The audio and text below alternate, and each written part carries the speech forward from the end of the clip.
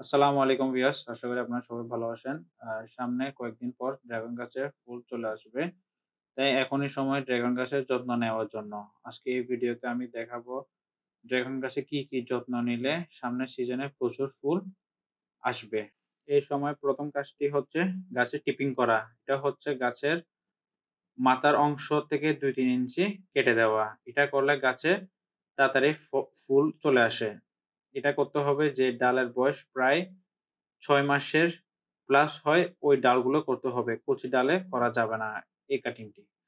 এরপরে কাটার পরে ওই অংশটাতে ফাঙ্গিসাইড লাগিয়ে দিতে হবে যেন কোনো ফাঙ্গাসের আক্রমণ যেন না হয়।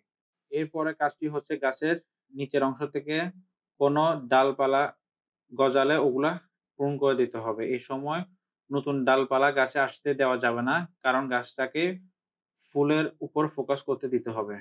আরেকটি জিনিস এ সময় খেয়াল রাখতে হবে যে, এই সময় গাছের গোড়ায় কোনো নাইট্রোজেন যুক্ত সার দেওয়া যাবে না। এ সময় চাইলে শুধু আ পটাশিয়াম সালফেট স্প্রে করা যাবে, প্লাস বোরন স্প্রে করা যাবে।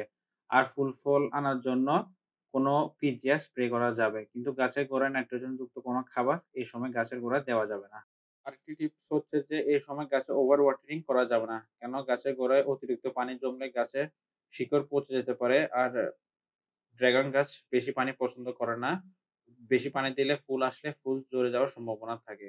আমি এই সবগুলো কাজ কয়েকদিন আগে গাছে করে ফেলেছি। কেন কয়েকদিন পর গাছে ফুল চলে আসবে। আপনারাও এই কাজগুলো করে দিবেন।